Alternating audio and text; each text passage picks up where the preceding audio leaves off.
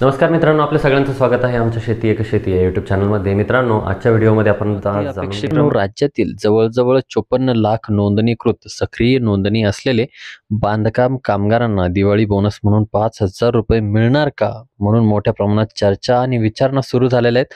आणि याच्या संदर्भातील एक अतिशय महत्त्वाची अशी माहिती आजच्या व्हिडिओच्या माध्यमातून आपण जाणून घेण्याचा प्रयत्न करणार आहोत.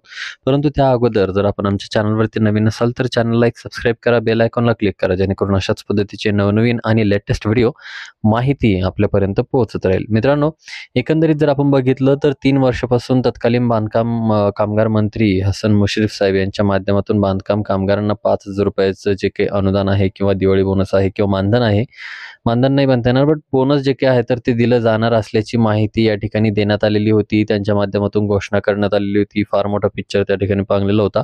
परंतु या बोनसची अंमलबजावणी करण्यात आलेली नव्हती. प्रत्यक्ष जे काही बोनस वाटप आहे तर ते झालेलं नव्हतं आणि याच पार्श्वभूमीवरती हा विषय न्यायालयामध्ये गेलेला होता. आता न्यायालयाच्या माध्यमातून या बांधकाम कामगारांना बोनस दिलं जावं अशा प्रकारचे निर्देश सुद्धा शासनाला त्या ठिकाणी देण्यात आलेले होते.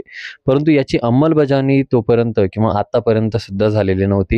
मित्रांनो, याच गोष्टीला अनुसरून 8 ऑक्टोबर 2024 रोजी आझाद मैदानावरती जे काही आंदोलन करण्यासाठी नेमलेलं मैदान आहे तर त्या ठिकाणी जे काही कामगार संघटना आहेत तर यांच्या माध्यमातून आंदोलनं करण्यात आलेली होती, मागणी देण्यात आलेल्या होत्या.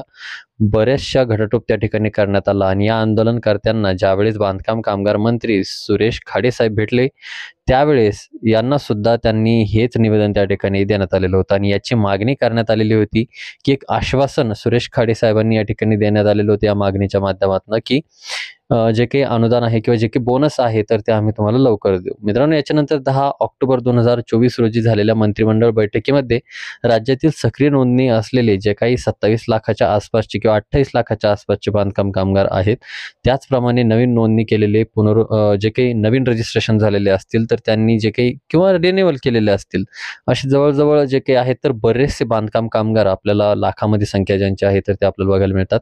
त्यापैकी जे काही आहे तर 54 लाख काही हजार बांधकाम कामगारांना राज्य शासनाच्या माध्यमातून दिवाळी बोनस म्हणून 5,000 रुपये देण्याची मंजुरी या ठिकाणी देण्यात आलेली होती किंवा अंमलबजावणीसाठी सुरुवात करण्यात आलेली होती. आणि आता याच्यासाठी जवळजवळ 2700 कोटी रुपयांचा निधी या बांधकाम कामगारांना जे काही आहेत किंवा जे काही मंडळ आहेत तर त्याच्या माध्यमातून वापरण्यासाठी मंजुरी सुद्धा देण्यात आलेली आहे.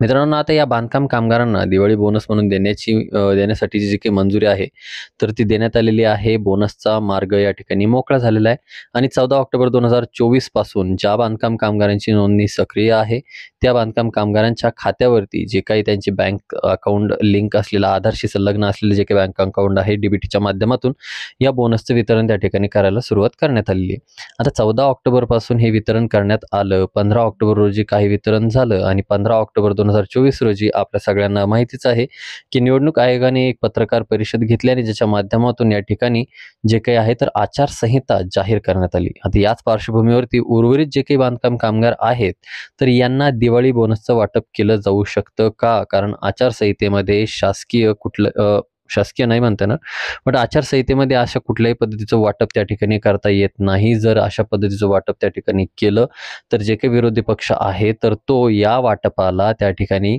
एक आमिष दाखवण्यासारखं पकडेल आणि त्याच्या माध्यमातून निवडणूक आयोगाकडे तक्रारी होतील की बाबा सरकार जे काही आहे तर ते मतदारांना आमिष देतंय की जेणेकरून त्यांनी आम्हाला मत द्यावं.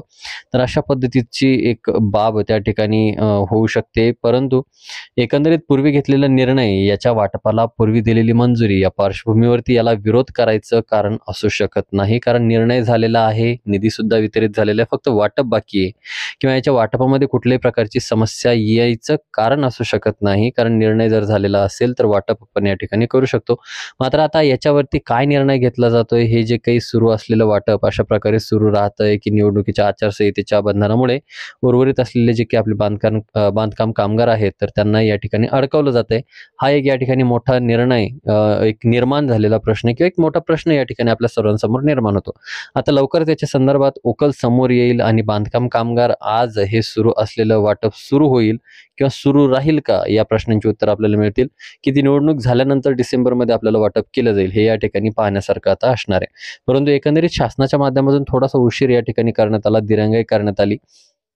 कारण जसं की आपण बघितलं की 10 ऑक्टोबर 2024च्या मंत्रिमंडळाच्या बैठकीमध्ये मंजुरी दिल्यानंतर सुद्धा या ठिकाणी वाटपाला उशीर करण्यात आला. जर तात्काळ त्या ठिकाणी वाटप सुरू केलं गेलं असतं तर किमान जे काही आहे तर ते अर्ध्याच्या वरती जे काही बांधकाम कामगार आहेत तर त्यांना हे बोनसचा लाभ त्या ठिकाणी मिळू शकला असता. आता जेवढ्या बांधकाम कामगारांना हे बोनस मिळालेलं आहे त्यांची दिवाळी चैनचंगळीत किंवा एक चांगल्या पद्धतीने साजरी केली जाईल किंवा जे आहे तर चांगल्या पद्धतीने त्या ठिकाणी उत्कृष्ट पद्धतीने दिवाळी साजरी करता येईल. परंतु अशा बांधकाम कामगारांचं काय की ज्यांना जे काही बोनस आहे, जे लाभार्थी आहेत, लाभ त्यांना मिळणार आहे, परंतु हे बोनस त्यांना मिळालं नाहीये. तर त्यांचं नेमकं काय होणार? त्यांची दिवाळी कशी साजरी होणार? हे सुद्धा या ठिकाणी बघण्यासारखं असणार आहे. तर याच्या संदर्भात जे काही अपडेट येईल, ही जे काही बोनस आहे, वाटप झालंय, वाटप सुरू आहे, वाटप होणार आहे का? याबाबत जे काही अपडेट येईल तर ते आपण चॅनलच्या माध्यमातून घेऊन येणारच आहोत. त्यासाठी चॅनलला तुम्हाला सबस्क्राईब करून ठेवायचे, बेल आयकॉनला क्लिक करून ठेवायचे, जेणेकरून अशाच पद्धतीचे नवनवीन व्हिडिओज आपल्यापर्यंत पोहोचत राहतील. मित्रांनो, आशा करतो की ही जी काही माहिती आहे तर ती आपल्या कामी पडेल, उपयोगी पडेल. व्हिडिओ आवडला असेल तर व्हिडिओला लाईक करा, चॅनलला सबस्क्राईब करा, बेल आयकॉनला क्लिक करायला विसरू नका. भेटूया नवीन माहितीसहित, नवीन व्हिडिओसहित. तोपर्यंत धन्यवाद मित्रांनो.